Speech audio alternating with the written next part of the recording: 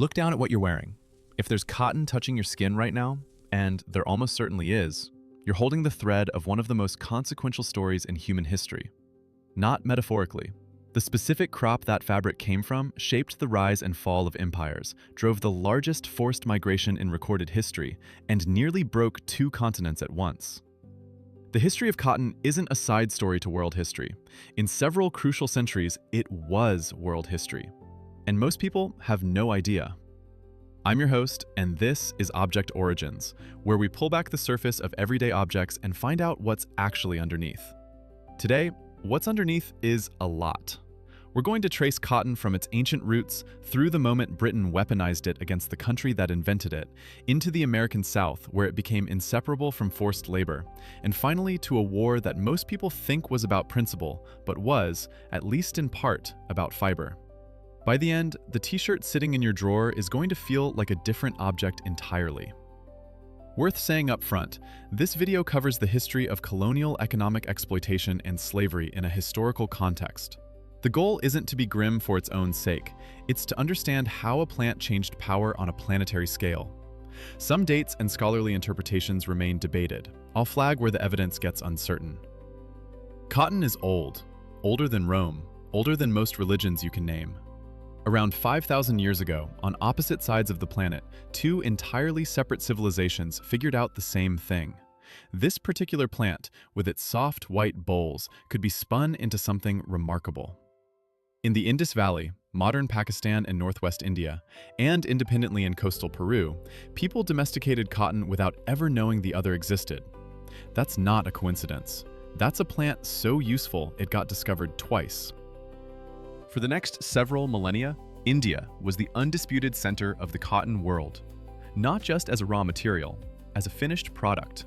Indian weavers produced textiles so fine that European traders compared certain muslins to woven air. By the time the Mughal Empire reached its peak, India was producing an estimated 25% of the world's manufactured goods, and a massive share of that was cotton cloth. Merchants from across the Arab world, Southeast Asia, and eventually Europe came to buy it. India didn't export raw fiber, it exported craftsmanship. That's the key detail, and it's the detail that gets erased in the next chapter. The British East India Company arrived in India in the early 1600s. It came to trade, it stayed to control. The transformation of India's cotton industry didn't happen through open warfare, it happened through policy. The company and later the British Crown imposed a structure that, on paper, looked like economics. In practice, it was demolition. Indian weavers faced tariffs that made exporting finished cloth economically unviable. Meanwhile, raw cotton flowed out of India to feed British mills, which had mechanized rapidly during the Industrial Revolution. The finished cloth was then sold back to Indians, often cheaper than locally produced fabric because British mills ran on machines, and indirectly on the profits of a global system that suppressed competition at the source. One historian's estimate suggests that India's share of world manufacturing fell from roughly 25% in 1750 to under 2% by 1900. That collapse has a name: deindustrialization, and cotton was its primary instrument. The cruelty of this isn't just economic. The weavers of Bengal, of Dhaka, of regions that had produced textiles for 3,000 years, they didn't disappear into other industries. Many of them simply became destitute. A craft tradition that had employed generations was deliberately rendered unprofitable, not by market forces, by design. Across the Atlantic, a different chapter of the history of cotton was being written. By the late 18th century, the American South had built its economy around the crop. The problem was processing. Separating cotton fiber from its seeds was agonizingly slow by hand. In 1793, a Yale graduate named Eli Whitney invented a machine to do it: the cotton gin.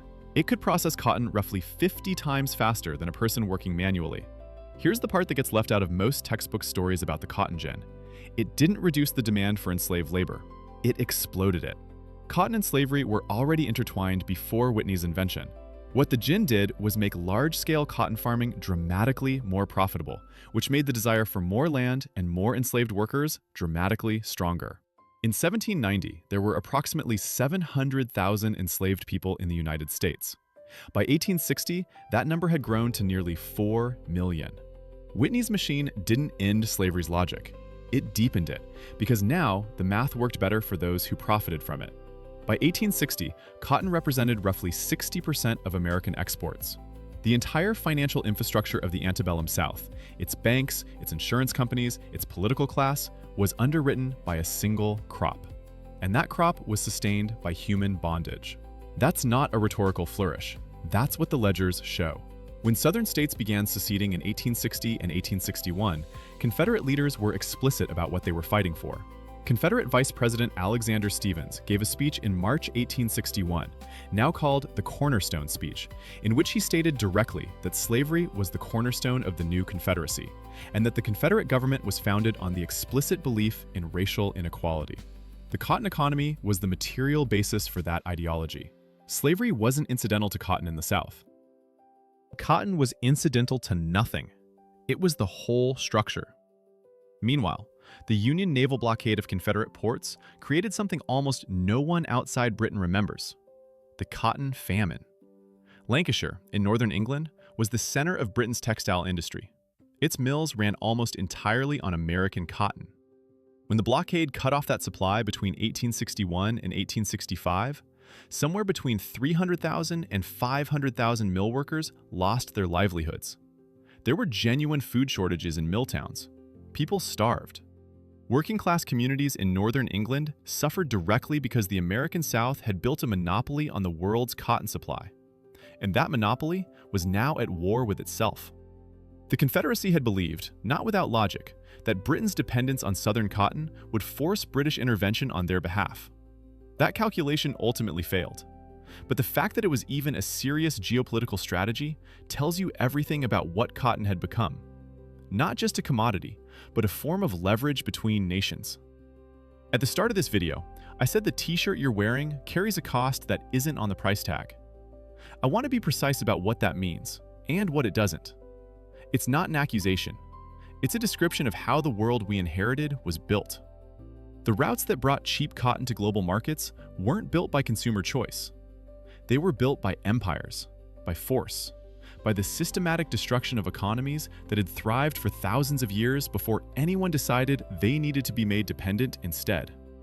Worth noting, as a closing thought, forced labor in cotton production didn't end in 1865.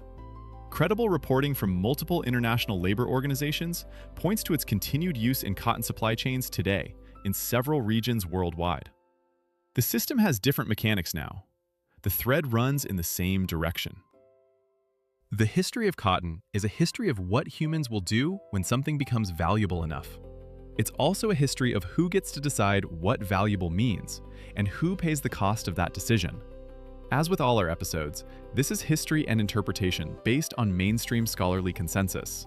Dates, figures, and attributions reflect the best available evidence, but historical understanding is always evolving. If you're not subscribed yet, this is the kind of thing we do here. Take the objects sitting quietly around you and find out what they're actually made of. Subscribe if that's worth more of your time. And if this one gave you something to sit with, a like genuinely helps it reach people who'd want to know this. There's more on the channel that picks up where this one leaves off.